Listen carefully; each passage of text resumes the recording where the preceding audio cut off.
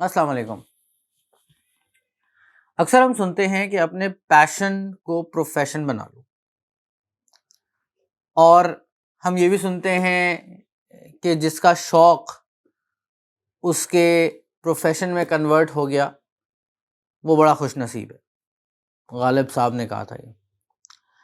میں آج آپ کے سامنے ایک بالکل نئی بات لے کر آیا ہوں، اور یہ نئی بات کہتا ہے جناب کیل نیوپورٹ۔ بہت خوبصورت سی کتاب ہے اور اس کا نام ہے so good they can't ignore you. Cal Newport ایک اکیڈمک ہے، اس نے کئی کتابیں لکھی ہیں اور ایک کمپیوٹر سائنٹسٹ ہے،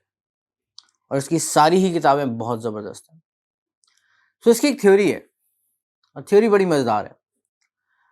وہ یہ کہتا ہے کہ اگر آپ کو آج یہ خیال آئے کہ بھائی میرا پیشن تو یہ تھا اور مجھے یہ کرنا چاہیے تھا، اور آپ کسی فیلڈ میں 10-15 سال سے لگے ہوئے ہیں اور آپ کو یہ پیشن والا چورن کوئی بیچنے میں کامیاب ہو گیا ہے، اور آپ اپنا کام چھوڑ چھاڑ کے کسی نئے کام میں گھس گئے، تو آپ کو نقصان ہوگا۔ اس کی وجہ یہ ہے کہ آپ صرف سطحی طور پہ اینالائز کر رہے ہوں گے اس بندے کی زندگی جسے آپ دیکھ کے آپ کو لگ رہا ہے کہ یار یہ تو بڑے مزے کا کام کر رہا ہے۔ مثال کے طور پہ میں ایک پروفیسر ہوں، یونیورسٹی میں پڑھاتا ہوں، اور اگر آپ دور سے مجھے دیکھیں تو آپ کو یہ لگے کہ بس یہ پڑھنے پڑھانے کا ہی کام کرتے ہوں گے، ان کو پڑھنے پڑھانے کا شوق ہے تو یہ بس پڑھاتے ہوں گے۔ تو اگر میں آپ کو تھوڑا سا ڈیپتھ میں لے جاؤں تو مجھے بہت سارے ایسے کام کرنے پڑتے ہیں جو ایڈمنسٹریٹو ہوتے ہیں، مختلف کمیٹیز میں سرو کرنا پڑتا ہے، مختلف ڈاکیومنٹس ایویلویٹ کرنے ہوتے ہیں، اسٹوڈنٹس کا کام ایویلویٹ کرنا ہوتا ہے، اور ایون پڑھانے کے اندر ایک ایسا کام بھی ہے جس سے مجھے شدید چڑ ہے، اور وہ ہے پیپر چیک کرنا، کہ میں گھنٹہ 2 گھنٹہ 1.5 گھنٹہ لگا کے سارے اسٹوڈنٹس کی کہانیاں پڑھتا رہوں اور اس کے بعد ان کو چیک کرتا رہوں، مگر it is part of the job. So آپ کی زندگی کے اندر بھی کوئی کام آپ کر رہے ہوں گے، اس کے کچھ پہلو ایسے ہوں گے جو آپ کو پسند ہوں گے،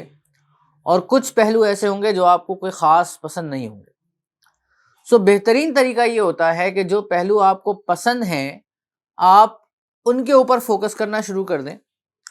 ان کو اپنے کام میں زیادہ سے زیادہ شامل کرتے چلے جائیں، ان کے بارے میں زیادہ سے زیادہ معلومات حاصل کرتے چلے جائیں، ان کے اندر اپنے آپ کو ماہر سے ماہر تر بناتے چلے جائیں۔ آرگنائزیشنل سائیکالوجی کی زبان میں اس چیز کو جاب کرافٹنگ بھی کہتے ہیں۔ اور کیل نیوپورٹ یہ کہتا ہے کہ آپ ایک کرافٹس مین مائنڈ سیٹ اپنا لیں۔ کرافٹس مین مائنڈ سیٹ کیا ہوتا ہے کہ ایک کاریگر ہوتا ہے، جیسے وہ کوئی کام شروع کرتا ہے، جب وہ کام شروع کرتا ہے تو اس کو اس کے بارے میں کوئی خاص معلومات نہیں ہوتی، مگر وہ آہستہ آہستہ آہستہ آہستہ ایک مہارت حاصل کرتا چلا جاتا ہے، اور جیسے جیسے وہ ماہر ہوتا چلا جاتا ہے ویسے ویسے اس کو اپنے کام میں مزہ آنے لگتا ہے۔ تو جیسے جیسے آپ اپنے کام میں ماہر ہوتے چلے جائیں گے ویسے ویسے آپ اس کو انجوائے کرنے لگیں گے، کیونکہ اب آپ کو اپنا کام آ گیا ہے۔ آپ کے کام میں کچھ ایسے پہلو ہوں گے جو فیوچرسٹک ہوں گے، نئے ہوں گے، جو تیزی سے بدلتے ہوئے زمانے کے حساب سے ہوں گے، تو آپ کو ایکچولی ان پہلوؤں کو اپنے کام کے اندر لانے کے بعد مزہ بھی آئے گا، اور لوگ بھی آپ کے معترف ہو جائیں گے کہ بھائی اس کو تو یہ نئے کام بھی آتے ہیں، نئی ٹیکنالوجی سے واقف ہے، ٹیکنالوجی اب ہر جگہ موجود ہے۔ تو جیسے جیسے آپ اپنی جاب کو کرافٹ کرتے چلے جائیں گے، ماسٹری کا لیول اٹین کرتے چلے جائیں گے، آپ کی ویلیو بھی بڑھتی رہے گی، آپ انڈسپینسیبل بھی ہوتے چلے جائیں گے، اور آپ کا کام بھی بہتر سے بہترین ہوتا چلا جائے گا۔ یہ وہ وقت ہوگا جب آپ کو اپنے کام میں مزہ آنے لگے گا۔ سو مثال کے طور پہ میں ایک استاد ہوں، بنیادی طور پہ مجھے پڑھانے میں مزہ آتا ہے، میں بہت اچھا پڑھا سکتا ہوں الحمدللہ، یہ اسٹوڈنٹس کی ایویلویشنز بتاتی ہیں، اور جب میں کلاس میں کھڑا ہوتا ہوں تو مجھے وقت گزرنے کا عام طور سے احساس نہیں ہوتا، اسپیشلی جب میں اپنی پسند کے سبجیکٹس پڑھا رہا ہوں۔ اس کی وجہ یہ ہے کہ اتنا عرصہ گزر چکا ہے، اور میں نے تعلیم کو باقاعدہ پڑھا بھی ہے، اور میں ٹیچنگ تھیوریز سے بھی واقف ہوں، مجھے یہ بھی پتہ ہے کہ کلاس میں اسٹوڈنٹ کو انگیج کیسے کیا جاتا ہے، اور کلاس کو مزیدار کس طرح بنایا جاتا ہے۔